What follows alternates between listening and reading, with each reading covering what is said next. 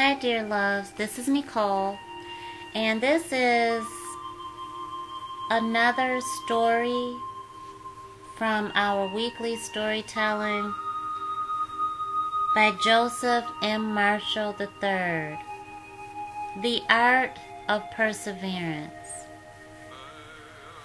The ageless wisdom that has been shared by this amazingly profound author of the Lakota people has touched my soul through the winds of change, through the tides of life, and as your spiritual life coach, I pray that you allow the wisdom and knowledge found in his beautiful messages to touch your soul as well. May you find tremendously strong notes of pure love within your everyday and every night. Many blessings and enjoy. You have weaknesses as well as strengths. You have both because in life there is two of everything. Old Hawk gestured up at the tall old cottonwood towering above them. Its girth was so large that a grown man could not put his arms around it. Old Hawk's father had planted it as a sapling in 1896, the same year he had received an allotment of land from the government. This tree, he said, has stood guard over our family all its life. Strength is what I feel each time I look at it. Yet, there have been moments when its great strength was also its weakness. That's hard to believe, said Jeremy. It's the biggest tree for miles around. Old Hawk pointed at the thicket of chokecherry shrubs in a dry creek bed not far away. Look there, he said. Those chokecherry trees are small and weak in comparison to this cottonwood. But when you were a child, they survived a tornado without losing a branch. This old cottonwood, on the other hand, lost several branches. Do you know why? No, replied Jeremy. Because in that instance, the cottonwood's great strength became its greatest weakness. It stood up to the storm, but it could not bend with the wind the way the chokecherry trees could. Sometimes we give in to our weaknesses, as a young man did a very long time ago.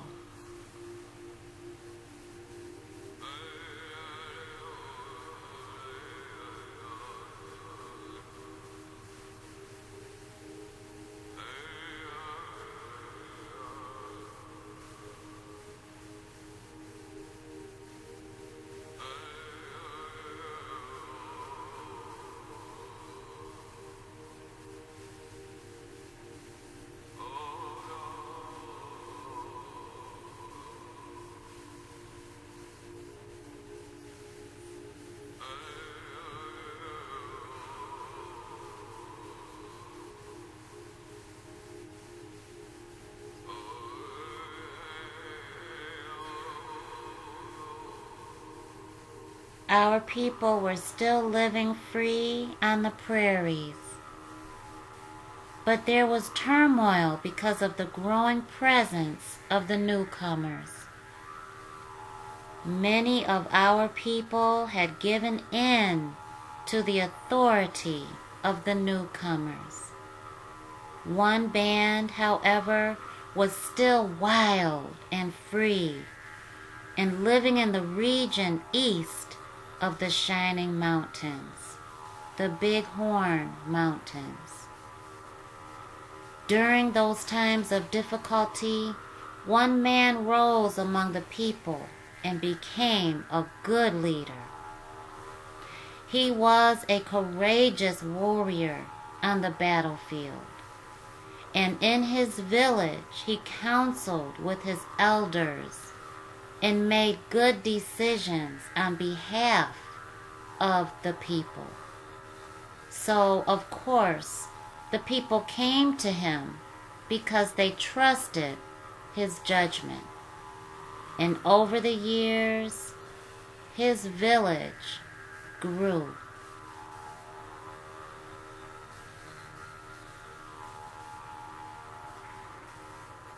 One day, a young man came to the village of this wise leader. The young man's village had been attacked by the newcomers, and many had been killed or captured. All the young man had were the clothes he wore, his weapons, and his horse. He asked the wise leader if he could join him. The wise leader looked at the destitute young man and said, "We are happy to have you live among us. But first, you must do one thing." "Yes," replied the young man. "Tell me what to do."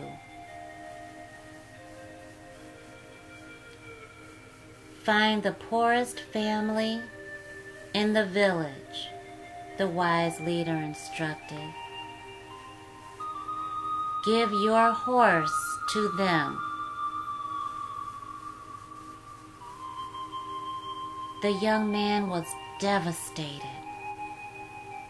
He had already lost his friends and relatives, and now he was being asked to give away his most prized possession. "Uncle," said the young man, "I cannot. Except for the clothes I wear and the weapons I carry, my horse is all I have."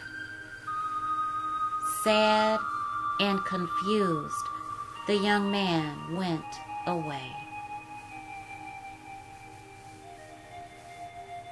"Why did you ask that young man to give away his horse?" asked one of the men in the village council. "Because I wanted him to learn that he could have become part of something larger than his own troubles," replied the wise leader. "We have many horses in our village, and I would have given him one from my very own herd. But first, I wanted to see if he could surrender some of his pain and make the sacrifice I asked of him. In these times, we all must make sacrifices for the good of everyone. Perhaps after he has thought of it a while, he will return." "So," said Jeremy, "that young man's weakness was selfishness?" "Yes," replied Old Hawk. "And if he could have overcome it, he would have received much more than the value of the horse. Not only would have he been given another horse, but the entire village would have embraced him. So how do we overcome our weaknesses? Jeremy asked. There is much a part of us as our strengths. Sometimes we cannot, said Old Hawk. Remember, to our people, balance is essential, and it should be important to everyone. It is a reality in the natural world, night and day, life and death, hot and cold, wet and dry, up and down, male and female, and left and right, for example. Weakness and strength are necessary for balance. No one or nothing is only weak or only strong. But some of us overlook our weaknesses and even deny that we have them. That can be dangerous, because denying there is a weakness is in itself a weakness. Likewise, accepting that we have weaknesses becomes a strength. And by the same token, overestimating strength is a weakness. You should not be blinded by your strengths. The feeling of strength is not the same as having strength. The feeling of strength is not the same as having strength. Neither should you ignore your weaknesses. Know them well, too. When all is said and done, accept who you are in the moment you are living. Embrace who you are as you embrace the moment. In the end, wisdom is born of weakness as well as strength.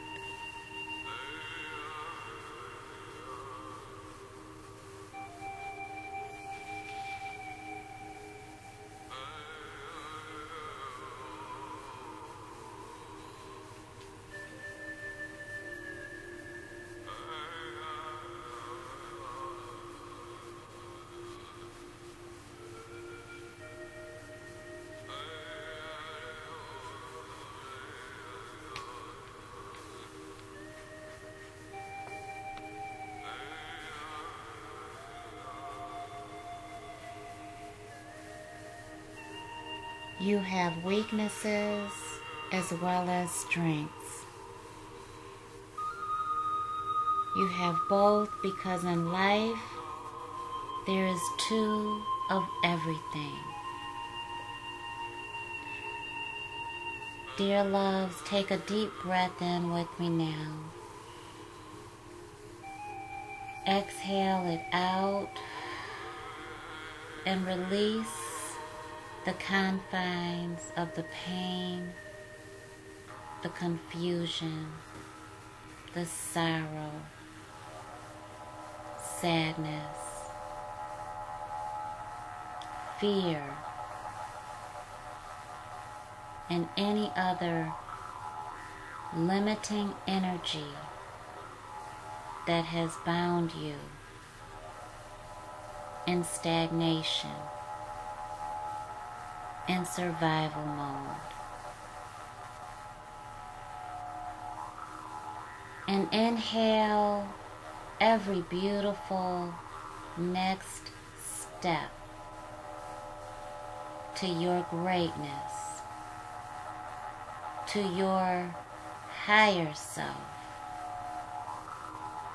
Breathing in your strengths, breathing in your understanding of your weaknesses, breathing in your power, your acceptance of self, your acceptance of peace, love, and soul harmony.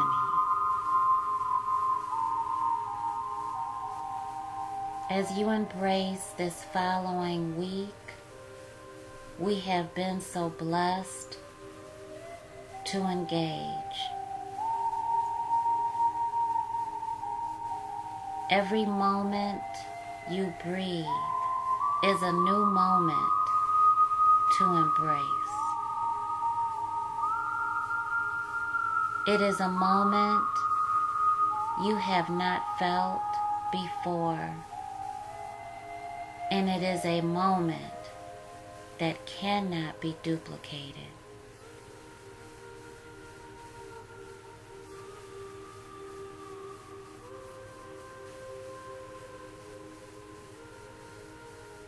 And as you fill your beautiful vessel with strength and understanding your weaknesses, you are propelling yourself forward, and Spirit is preparing you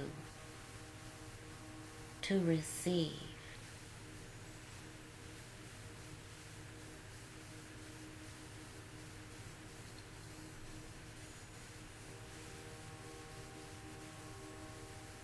Tremendous healing,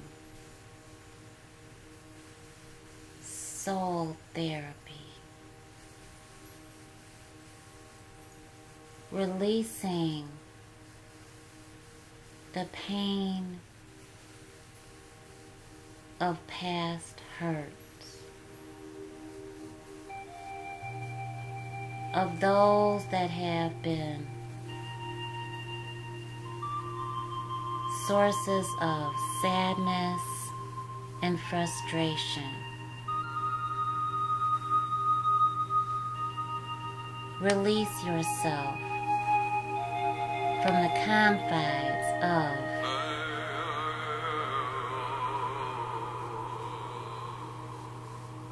that limitation. The sky is the sky.